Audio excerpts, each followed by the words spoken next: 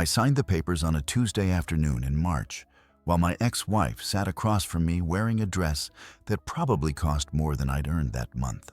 Her attorney kept sliding documents toward me with this expression that made my stomach turn, like he was doing me some kind of favor by letting me walk away with anything at all.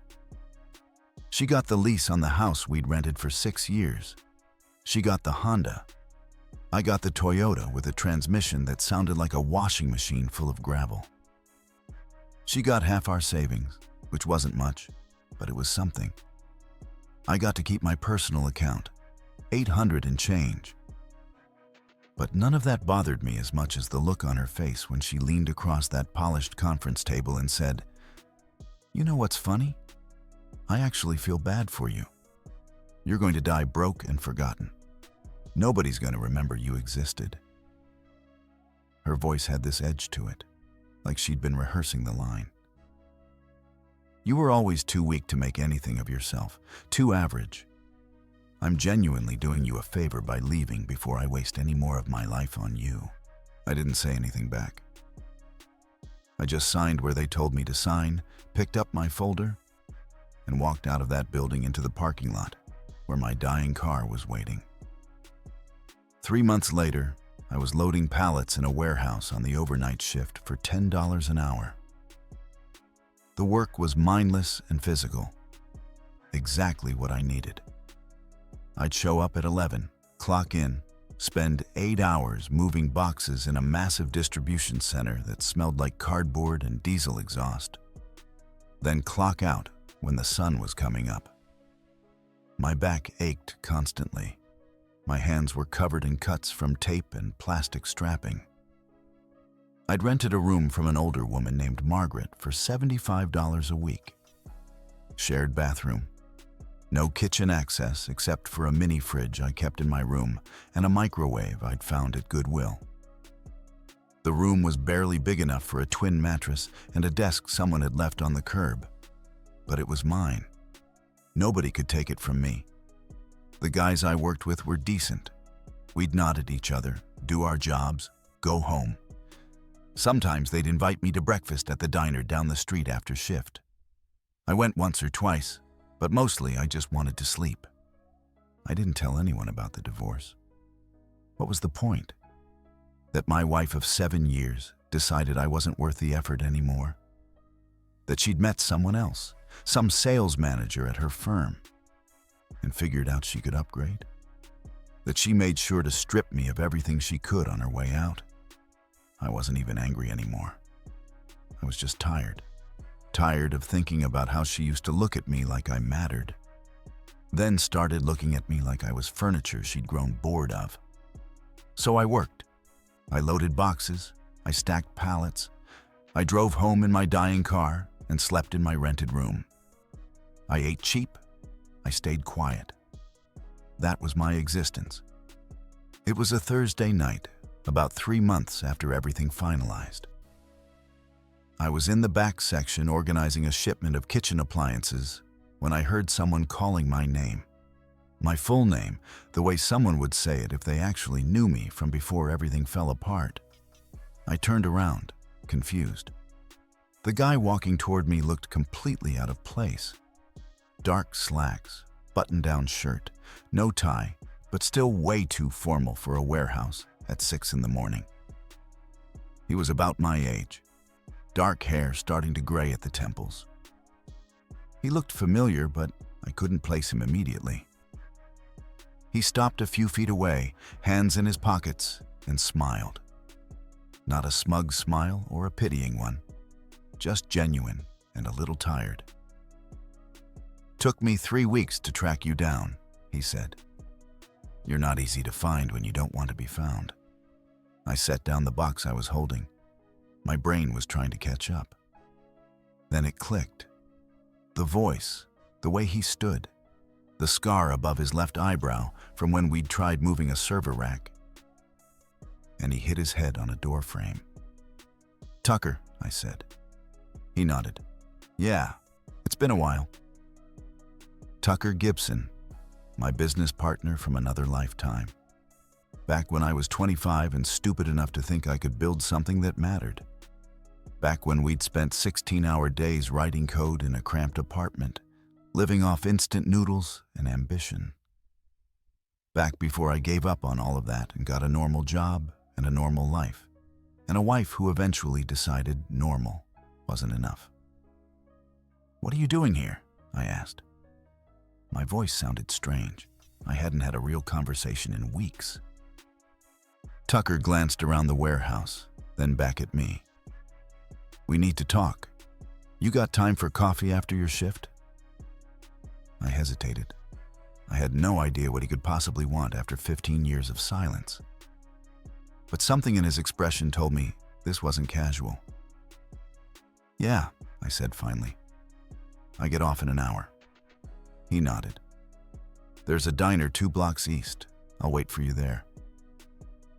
Then he turned and walked back toward the exit, leaving me standing there with more questions than I'd had in months.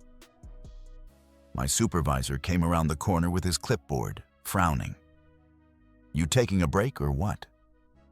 "No," I said, picking up another box. "Just finishing up." But my hands were shaking. And for the first time in 3 months, I felt something other than exhaustion. I felt awake. The diner was one of those places that looked the same at any hour. Worn vinyl booths, checkered floor, rotating pie displays behind glass. Tucker was already sitting in a corner booth with 2 coffees when I walked in. I slid into the seat across from him, still in my warehouse uniform, smelling like cardboard and sweat. He didn't seem to care. "You look different," he said. "Yeah, well, 15 years will do that." He smiled slightly. "You know what I mean. You look like you've been through something." I picked up the coffee. It was bitter and burned, exactly what I expected. "Why are you here, Tucker? How did you even find me?" "I hired someone, private investigator. Cost me about $2,000, but worth it." He pulled a folder out of his messenger bag and set it on the table between us. "I need to show you something, and I need you to actually listen before you decide I've lost my mind." I stared at the folder. "Okay. You remember the software? The project we were building back in 2009? I almost laughed. "The inventory management system? Tucker, that was a lifetime ago. We never even launched it properly. The whole company collapsed after 6 months." "I know. You left, got a job doing tech support. You needed something stable, something that actually paid bills." He paused. "I never blamed you for leaving, but I couldn't let it go. I kept working on it, refined it, found a couple investors who believed in what we'd started. Small funding, nothing crazy, but enough to keep going." "That's great, man. Genuinely. But what does that have to do with me?" Tucker opened the folder. Inside were legal documents, pages of dense text with highlighted sections. He turned it so I could see. "When we formed the company, we filed incorporation papers. You owned 40%. I owned 40%. We had a third partner. Remember Walter? He had 20%. I vaguely remembered Walter. Older guy, had some money he was willing to risk on 2 kids with big ideas. I hadn't thought about him in years. "Okay," I said slowly. "But I left. I walked away. I figured that was it." "You didn't sign anything giving up your shares. You just stopped showing up. And I never asked you to sign anything because I figured maybe someday you'd come back. Or maybe I'd need to find you. So I set up a trust, put your 40% in it, protected it, kept it separate from everything else I was doing." I set down my coffee cup. "Why would you do that?" "Because we built it together. The foundation, the core code, the entire structure. That was us working 16-hour days in that apartment with the broken air conditioning. You earned that 40%. Just because you left doesn't mean you stopped earning it. My head was spinning. People didn't do things like this, especially not in business. Tucker, I appreciate the sentiment, but I don't understand what you're telling me. Did you sell the company or something? He leaned back in the booth, and for the first time I saw how tired he looked, how much weight this had been carrying. Last month, a company called Landry Systems made an offer to acquire us. They're huge. Enterprise software, government contracts, the whole thing. They wanted our platform because it integrates with systems nobody else can touch. It took 2 years of negotiations. But 3 weeks ago, the deal closed. I felt something cold settle in my stomach. How much? $11.7 million. The diner suddenly felt very small and very loud. Someone dropped a plate in the kitchen. A truck drove past outside. The fluorescent light above our booth hummed. Your 40%, Tucker said quietly, after taxes and legal fees, comes to about $4.7 million. I couldn't speak. I literally could not form words. I just sat there staring at him, waiting for him to laugh and tell me this was some elaborate prank. He didn't laugh. He just pushed the folder closer to me. It's all in there. The trust documents, the acquisition agreement. Your bank information is outdated, obviously, but we'll need to update that. There's a lawyer waiting to talk to you. Her name's Claire Sellers. She's good. She'll walk you through everything. This isn't possible, I finally managed to say. I've been loading boxes in a warehouse for $10 an hour. I'm living in a rented room. I just went through a divorce that took everything I had. And you're telling me I'm a millionaire? Yes. Why didn't you find me sooner? Why wait until now? Tucker looked down at his coffee. I tried. About 5 years ago, I hired someone to track you down. They found you living 2 states away, married, working a regular job. You looked happy, or at least stable. I didn't want to disrupt that. I figured I'd wait until there was something concrete to tell you. The trust was safe. Your shares were protected. I could give you time to live your life. He paused. And now the deal's done. The money's sitting there. And when I tried to contact you at your old address, I found out you'd moved. No forwarding information, no phone number. So I dug deeper, found out about the divorce, found out you were here, and I decided I'd waited long enough. I picked up one of the documents. My name was on it. Legal language I barely understood, numbers that didn't seem connected to anything in my current existence. What about my ex-wife? I asked. The question came out before I could stop it. Can she claim any of this? Tucker shook his head. I already checked with Claire. The trust was established before your marriage. And according to the divorce papers she pulled, your ex signed documents waiving rights to any prior business interests. Her lawyer probably thought it was standard language. Didn't realize there was anything of value attached to it. I almost laughed. Almost. She'd been so focused on taking the house, the car, the savings account. Her expensive attorney had missed the only thing that actually mattered. So she gets nothing. Correct. This is yours, free and clear. I sat there for a long time, holding that piece of paper, trying to process what I was being told. 3 months ago, I'd sat in a lawyer's office while my ex-wife told me I'd die broke and forgotten. And now this. I don't know what to say, I admitted. Tucker smiled. You don't have to say anything. Just don't go back to that warehouse tonight. Come with me. Meet with Claire.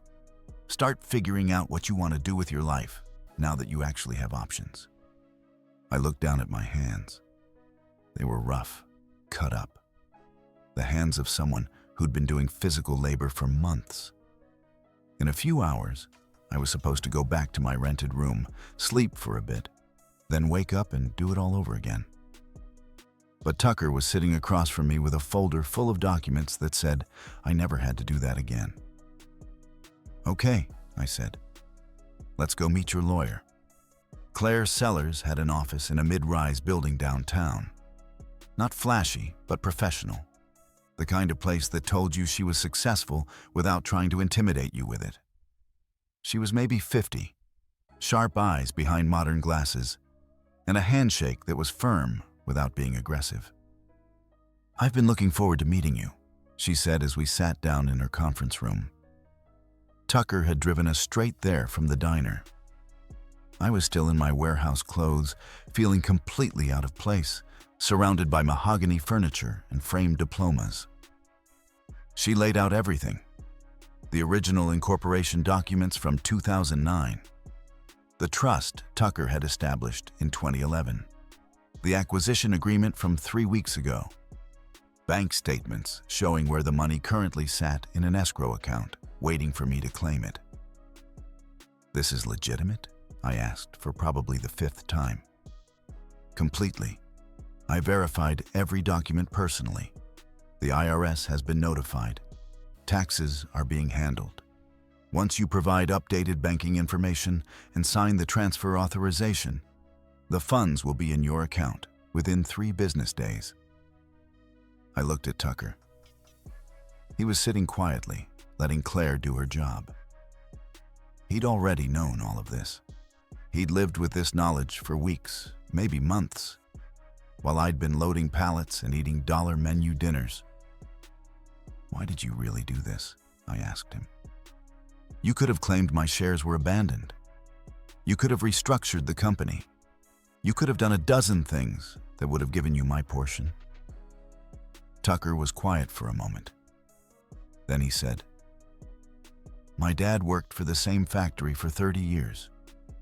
When they downsized, they gave him 2 weeks' notice and a handshake. No pension, no severance, just gone. He died 5 years later, bitter and broke. I watched what that did to him, what it did to our family." He leaned forward. "When we started that company, we were partners, genuine partners. You put in the same hours I did. You wrote half that code. The fact that you left because you needed stability doesn't erase what you contributed. I wasn't going to become the kind of person who pretends loyalty only matters when it's convenient." I felt something tighten in my chest. I'd spent 3 months believing nobody gave a damn whether I lived or died. And here was Tucker telling me he'd spent 15 years protecting something I didn't even know existed. Claire slid a set of documents across the table. "These are the transfer forms.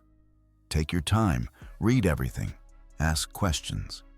This is your money, and you need to be comfortable with every step." I spent the next 2 hours going through every page. Claire explained things in plain language. Tucker answered questions about the company, the acquisition, what happened after I left. It was surreal. Sitting in that office, learning about this entire chapter of existence I'd missed. Finally, I signed everything that needed signing. "What happens now?" I asked. "Now you wait 3 days," Claire said. "And then you figure out what kind of life you want to build." Tucker drove me back to my rented room. We didn't talk much during the drive. What was there to say? My entire world had shifted in the span of a morning. When he dropped me off, he said, "Call me if you need anything. Advice, references, whatever. You don't have to figure this out alone." I nodded. "Thank you for everything, for remembering me." "You were never forgotten," he said simply. Then he drove away. I walked into that tiny room and sat on the edge of my bed.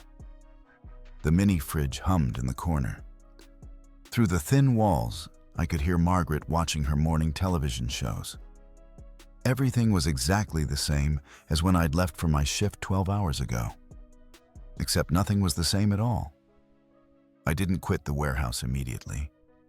That probably sounds crazy, but I needed time to think, to plan. I'd spent 3 months learning what it felt like to have nothing. I wasn't about to rush into having everything without being smart about it. I called in sick for 3 days while the money transferred. When it finally hit my account, I sat in my room staring at my phone screen at those numbers that didn't seem attached to anything recognizable. $4,700,000 plus change. I opened a new checking account at a different bank, transferred $50,000 into it for immediate expenses, left the rest in a high-yield savings account until I could talk to a financial advisor. I wasn't going to be stupid with this. I'd seen too many stories about lottery winners who were broke again within 5 years. On day 4, I went back to the warehouse. My supervisor looked surprised to see me. "Thought you quit," he said. "Just needed a few days. I'm back now." I worked 2 more weeks, full shifts, loaded boxes, stacked pallets, kept my head down. Some of the guys asked if I was feeling better. I said yes. Nobody pushed for details. During those 2 weeks, I did my planning. I met with a financial advisor Claire recommended, set up investments, talked to a tax attorney, made sure every single dollar was accounted for and protected. I bought a house. Nothing fancy. 3 bedrooms, 2 bathrooms, decent neighborhood, good schools, even though I didn't have kids. The kind of place that felt solid, permanent, mine. I paid cash. The seller's agent looked confused but didn't argue. I bought a truck. Ford, 7 years old, well-maintained, reliable. The kind of vehicle that would last another decade without drama. Paid cash for that too. I set up automatic payments for utilities, insurance, everything. Made sure I had 6 months of expenses in checking at all times. Put a chunk into retirement accounts, invested the rest conservatively. I wasn't trying to get richer, I was trying to stay stable. And I started thinking about what I actually wanted to do with my life now that survival wasn't the only goal. On my last day at the warehouse, my supervisor pulled me aside during break. "You putting in notice?" "Yeah. 2 weeks is up tomorrow. I appreciate the work, but I found something else." He nodded, didn't ask questions. "You were reliable. That counts for something." I finished my shift, clocked out for the last time, walked to my truck in the parking lot as the sun was coming up. I sat there for a minute, looking at the warehouse, thinking about those 3 months. I didn't regret them. They'd taught me something important, that I could survive, that I could lose everything and still get up the next day. That was worth knowing. But I was done surviving. It was time to actually live. I drove to my new house. It was empty except for a mattress I'd bought and some basics I'd been slowly moving from Margaret's place over the past week. She'd been happy for me when I told her I'd found a better job and was moving out. I gave her an extra $200 when I left. She tried to refuse it. I insisted. I stood in the living room of my house in the early morning light and felt something I hadn't felt in a long time. Peace. Actual, genuine peace. My phone buzzed. Text from Tucker. "How's the new place?" I smiled and typed back. "Quiet, in a good way." 3 dots appeared. Then, "Good. You earned it. Don't let anyone tell you different." I looked around the empty room, thought about my ex-wife wherever she was, probably still thinking she'd won. Still thinking I was going to die and broke and forgotten. She had no idea. And for now, I was perfectly fine keeping it that way. I spent the first month in my new house just existing. No drama, no grand plans. I woke up when I wanted, made coffee in my own kitchen, sat on my back porch and watched the neighbors walk their dogs. It was boring in the best possible way. but I wasn't built to do nothing forever. By week 6, I was getting restless. The money was secure. The house was furnished. The truck ran fine. I had everything I needed, but I didn't have anything I cared about. That's when I remembered something Tucker had said during one of our late-night coding sessions back in 2009. We'd been talking about what we'd do if we ever made it big. He'd said he wanted to buy his parents a house. I'd said I wanted to help kids who couldn't afford college. I'd been 25 and broke when I said that. Just words. A nice idea that felt good to say out loud. Now I was 39 and had the means to actually do it. I called Claire, asked her about setting up a scholarship fund. She connected me with someone who specialized in charitable foundations. Within 3 weeks, I had everything structured properly. A fund specifically for students from low-income families who wanted to study computer science or software engineering. Not a huge fund, but enough to cover full tuition and expenses for 5 students per year. I named it the Gibson Nichols Education Fund, Tucker's last name and mine. When I told him, he called me an idiot for including his name. Then he donated $50,000 to it. Said if I was going to be sentimental, he might as well join in. The first scholarship applications came in 2 months later. Reading through them hurt. These kids were me 15 years ago. Smart, ambitious, and completely shut out of opportunities because their families couldn't afford them. I selected 5 recipients, sent the acceptance letters personally. One of them, a kid named Ethan from the South Side, called me crying when he got the letter. Said he'd been working 2 jobs to save up for community college. Said he didn't think anyone like him could actually go to a 4-year university. I told him he'd earned it, that someone had given me a chance once, and now I was paying it forward. That felt better than any expensive car or fancy vacation ever could. I also started consulting. Tucker's company, now owned by Landry Systems, needed help integrating the software into their larger infrastructure. They offered me a contract, remote work, flexible hours, decent pay on top of everything else. I took it because I missed coding, missed solving problems, missed feeling useful. I wasn't trying to build another company. I just wanted to work on things that mattered without the pressure of survival hanging over every decision. Life got into a rhythm. I'd work in the mornings, usually from my home office or a coffee shop downtown. Afternoons, I'd run errands, work on the house, meet with the foundation coordinator. Evenings, I'd cook dinner, read, watch whatever I felt like watching. Weekends, I'd drive out to hardware stores, pick up supplies for small projects. It was quiet, simple, exactly what I needed. Then, about 4 months after the money transferred, I ran into Brooke. I was at a hardware store looking at drill bits when I heard someone say my name. I turned around, and there she was, my ex-wife's younger sister. She looked surprised to see me, but not unhappy about it. "Hey," she said. "I almost didn't recognize you. You look good." "Thanks. How have you been?" "Good. Busy. You know how it is." She glanced at my cart. "Doing some home repairs?" "Just some projects, keeping myself occupied." There was an awkward pause. Brooke had always been decent to me during the marriage, never took sides during the divorce, which I appreciated. But I knew she talked to her sister regularly. Whatever information I gave her would get back eventually. "I heard you moved," she said carefully. "Are you doing okay? I mean, after everything?" "I'm fine. Better than fine, actually. Things worked out."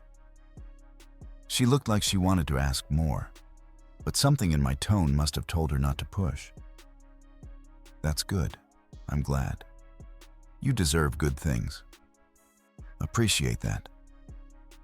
Another pause. Then she said, "If you ever want to grab coffee or something, just to catch up, let me know. I know things are weird, but you were family for a long time. That doesn't just disappear." "I'll keep that in mind," I said, even though we both knew I wouldn't take her up on it. She nodded, gave me a small smile, and walked away. I watched her go, then went back to looking at drill bits. That interaction told me everything I needed to know. Word hadn't gotten out yet. My ex-wife didn't know about the money, didn't know where I lived, didn't know anything. And I wanted to keep it that way for as long as possible. I bought my drill bits, loaded them in my truck, and drove home. On the way, I stopped at a grocery store I didn't usually go to. I was grabbing some things for dinner when I saw someone who looked familiar, one of my ex-wife's friends from her book club days. The woman glanced at me, did a double take, then quickly looked away and hurried down another aisle. Interesting. That meant she recognized me but didn't want to talk, which meant she probably felt awkward about the divorce. Good. I didn't want to talk either. I finished shopping and left, drove home, put the groceries away, made dinner, ate while reading a book about infrastructure management, went to bed at a reasonable hour. Normal, boring, perfect. A week later, I got an email from one of the scholarship recipients. Ethan, the kid who'd called me crying. He sent me a photo of his dorm room at the university, grinning like he'd won the lottery. Said his classes were hard, but amazing. Said he couldn't believe this was his actual life now. I stared at that photo for a long time. Thought about how close I'd come to never having the resources to do this. How if Tucker had been a different kind of person, if he'd decided loyalty didn't matter, I'd still be loading boxes and eating ramen. But he hadn't, and I wasn't. I typed back a short response, told Ethan to keep working hard, told him I was proud of him, told him to reach out if he ever needed anything. Then I closed my laptop and walked out to my back porch. It was early evening. That time when the light gets soft and everything feels suspended between day and night.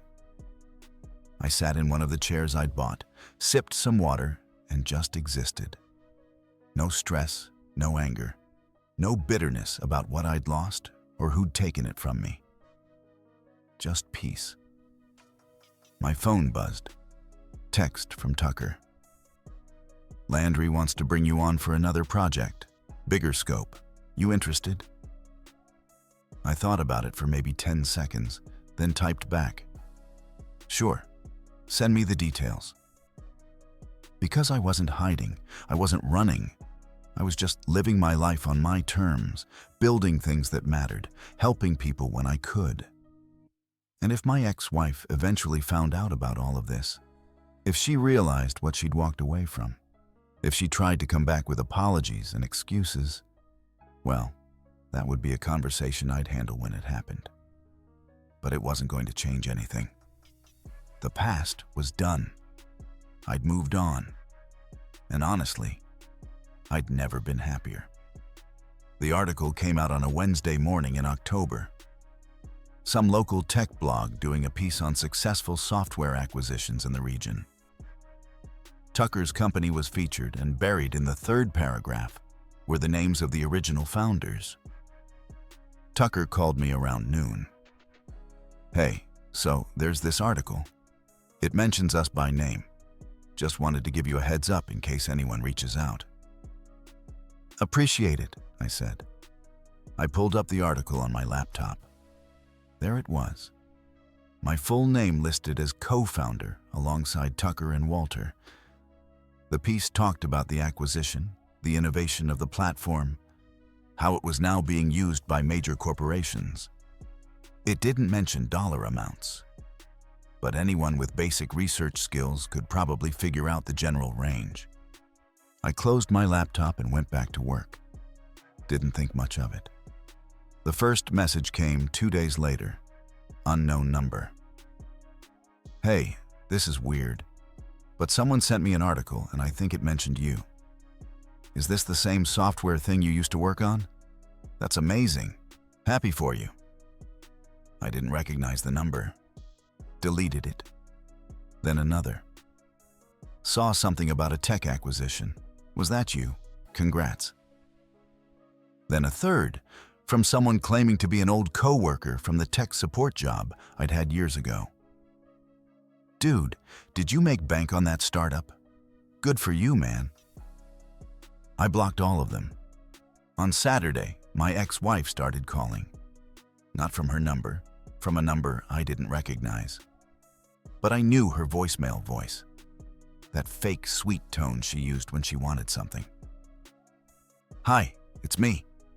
I know this is random, but I was thinking about you. Would love to catch up. Call me back. I deleted it.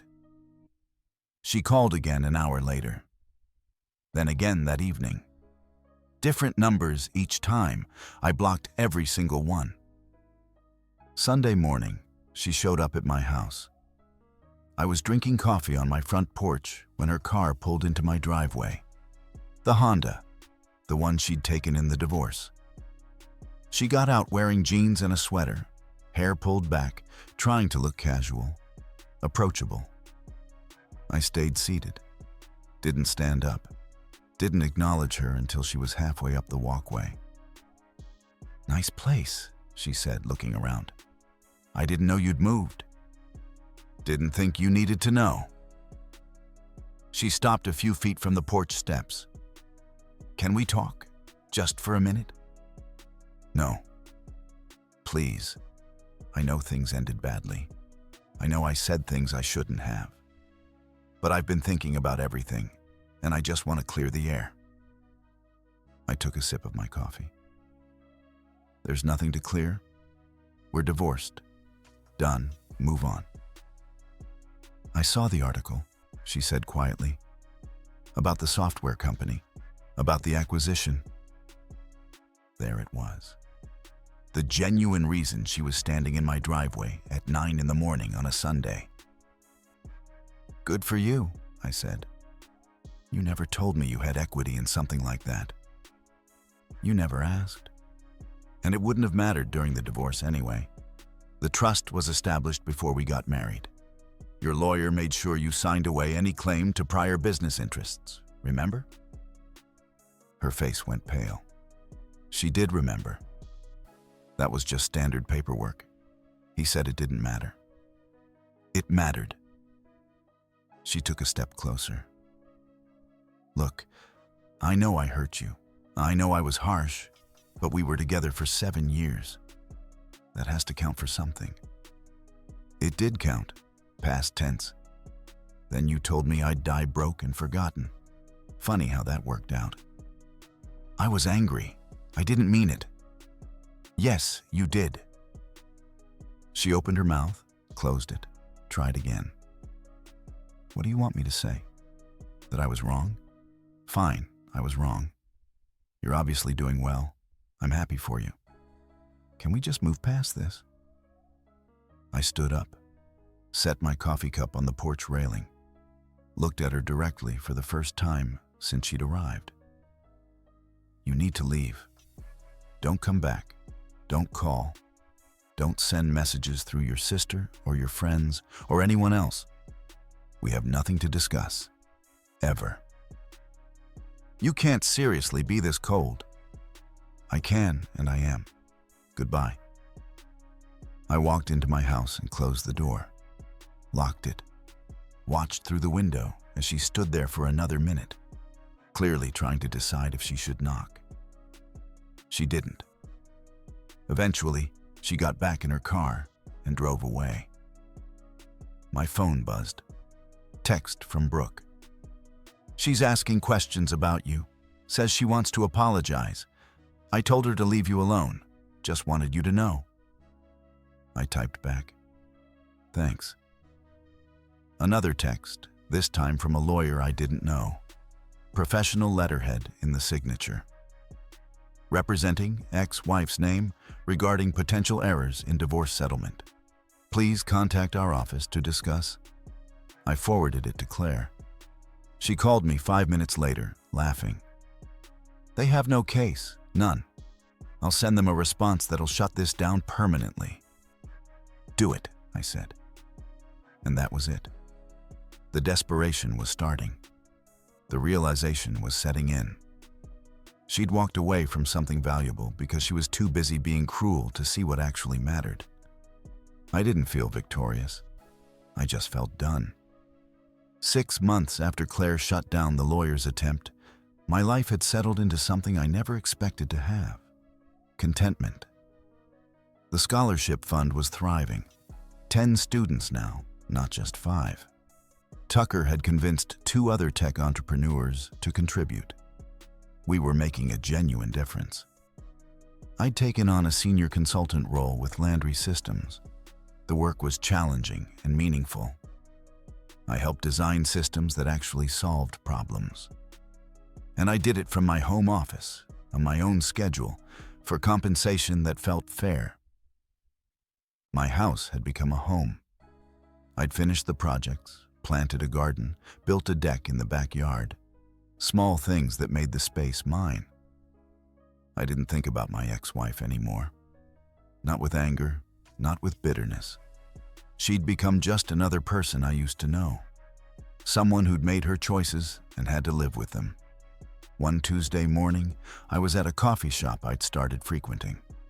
Quiet place, good Wi-Fi, better coffee than I could make at home. I was reviewing code on my laptop when the door opened and she walked in. She saw me immediately, froze for half a second. I could see the calculation happening behind her eyes. Should she leave? Should she approach? Should she pretend she didn't see me? I made the decision for her. I nodded. Just a simple acknowledgement, the kind of polite gesture you'd give any acquaintance. Then I went back to my laptop. She stood there for another moment. Then she turned and walked out without ordering anything. Through the window, I watched her sit in her car for a minute before driving away. She looked tired, older, like the weight of her choices had finally caught up with her. I felt nothing. No satisfaction, no vindication, just the faint awareness that this chapter was completely closed. My phone buzzed. Text from Tucker. New project opportunity. Interested in building something from scratch again. No pressure, just thought I'd ask. I smiled and typed back. Tell me more. Because that's what my life was now. Forward motion, new opportunities, helping students achieve dreams they thought were impossible. Working on projects that mattered, living in a home I owned, driving a truck I liked, spending time on things that brought me peace. I hadn't died broke and forgotten. I was alive, financially secure, and building something meaningful. The people who mattered knew my name. The students I'd helped would remember what was done for them. Tucker had never forgotten me, even when I'd forgotten myself. That evening, I sat on my back deck watching the sunset. My phone rang. It was Ethan, the first scholarship recipient, calling to tell me he'd just accepted an internship at a major tech company. He was talking fast, excited, grateful. Said he was going to pay it forward someday, help other kids the way he'd been helped. I told him I believed him, because I did. After we hung up, I stayed outside a while longer. The air was cool, the sky was clear. Somewhere across town, my ex-wife was probably still processing what she'd lost, still trying to figure out how to live with her mistakes. But that wasn't my concern anymore. She'd made her choice when she told me I'd die broke and forgotten. She'd been wrong on both counts, and that was enough. I finished my water, stood up, and walked back inside. Tomorrow, I'd talk to Tucker about that new project. This weekend, I'd meet with the foundation coordinator about expanding the scholarship program. Next month, I'd visit one of the universities where our students were enrolled. I had plans, purpose, peace, and honestly, I couldn't ask for anything more than that. Our story has come to an end. If you've made it this far, how about subscribing to our channel? It helps us immensely. I've selected 2 other videos for you that I'm sure you'll enjoy. Feel free to click on them. I'll be waiting for you in the next story. See you soon.